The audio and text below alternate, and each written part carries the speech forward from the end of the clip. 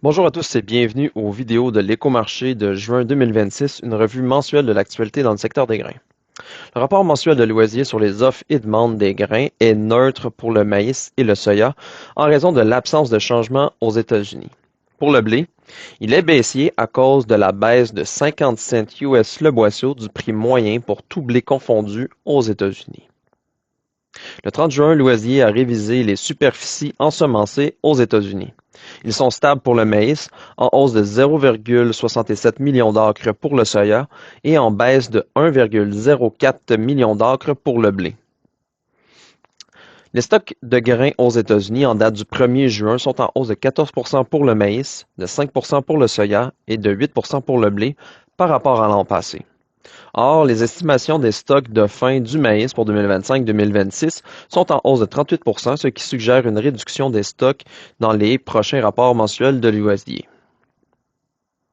Selon le rapport sur l'état des cultures aux États-Unis, la condition de bonne à excellente du maïs et du soya s'est maintenue en juin pour se situer respectivement à 67 et 65 La récolte de blé d'automne a débuté ce mois-ci et est maintenant complétée à 48 une avance de 9 par rapport à la moyenne quinquennale.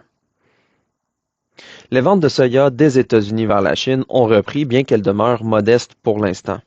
Par rapport à la moyenne des 5 dernières années, les ventes de l'année récolte en cours sont en avance de 46 pour le maïs, tandis qu'elles accusent un retard de 23 pour le soya et de 17 pour le blé. Vers la mi-juin, les États-Unis et l'Iran ont convenu d'un accord pour mettre fin au conflit. Cette entente comprend entre autres la réouverture du détroit d'Ormuz permettant la circulation du pétrole brut et des engrais.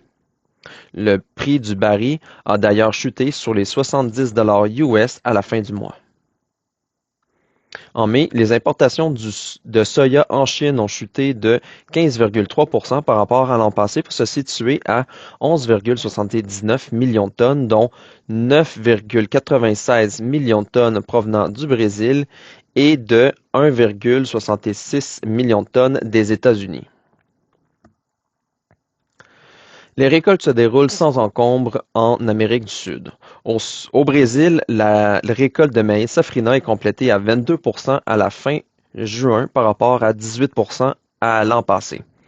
En Argentine, les récoltes sont complétées à 51 pour le maïs et à 98 pour le soya, des niveaux conformes à la normale.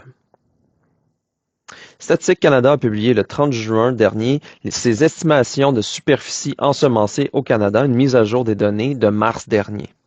Au Québec, les semis ont été révisés en hausse de 23 900 hectares pour le maïs, de 8 500 hectares pour le soya et de 100 hectares pour le seigle, tandis qu'ils ont été abaissés de 5 800 hectares pour le blé, 2 800 hectares pour l'avoine et de 3 400 hectares pour l'orge et le canola. Dans l'Ouest canadien, les cultures se développent bien alors que les champs montrent des signes d'excès d'eau par endroits. Au Québec, les fermetures des rangs du maïs sont complétées à 25 un retard de 16 par rapport à la moyenne quinquennale. Le développement de la première feuille trifoliée du soya est complété à 88 une avance de 8 comparativement à la moyenne quinquennale. Et l'épiaison est complété à 22 pour le blé de printemps, un retard de 22 par rapport à la moyenne quinquennale. Le huard a perdu plus de 2 cents depuis le mois de juin pour atteindre près de 0,7060 US.